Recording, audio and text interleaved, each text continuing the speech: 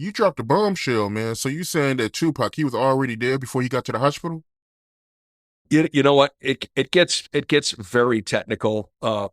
If you talk to somebody, especially in the trauma business, when is somebody actually dead? It's not as simple as black and white. It's like, well, is there brain activity? Is there heart activity? Can we get the heart going again? If we put them on a machine and it gets the heart going, is that dead or is that not dead?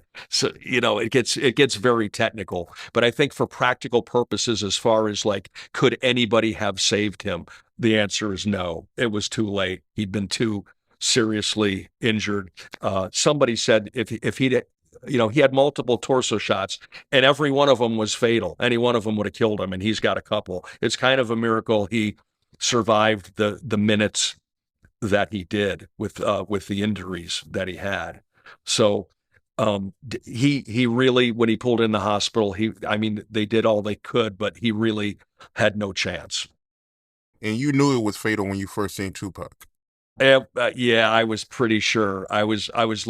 People have a certain look to him, and I'm just looking at him and the blood coming out of his both of his mouth and nose, and his uh, very difficult time breathing, and the fact that we're not close to a hospital. We're laying in this middle of Las Vegas Boulevard, laying in the middle of the strip, and I knew I was like, man, this guy's probably gonna die.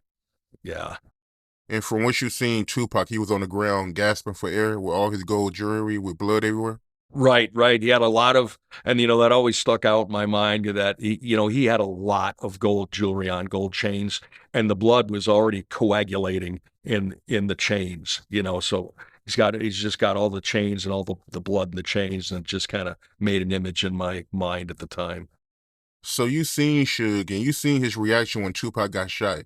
From what you seen when you seen his reaction, how do you feel about the people that say that Suge set up Tupac? I think it's absolutely not the case. And believe me, I'm not looking out to defend Suge. I don't like the guy.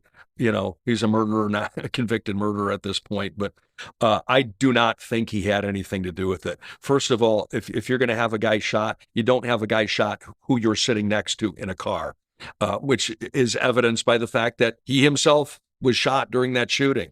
Um, and when I saw when I saw those guys out on the street and all this was going down, there was clear concern for him. I mean, he was trying to get to his friend. I mean, for me, it was just like I see this giant dude coming up my back. But looking at the whole situation, he's trying to get to his friend. He's very concerned. Like I said, he's almost panicked when he's yelling at him.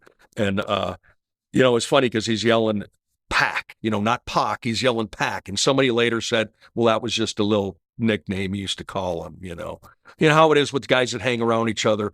Everybody's name gets shortened to one syllable. So that's the same deal. So that's probably what I'm guessing. We probably called him that all the time. So that's what he was yelling at him out on the street. And I they that didn't look to me like a guy who had set him up to be killed. Besides that, Tupac was his golden goose right there. That's his money man. I mean, I would think that's the last guy on the planet he wants to die. He wants to die. I don't see that. I don't see that happening. It just doesn't make sense. I mean, we know that Suge is not the best guy and has done a lot of nefarious things, but that particular thing, no, I don't think he's part of it.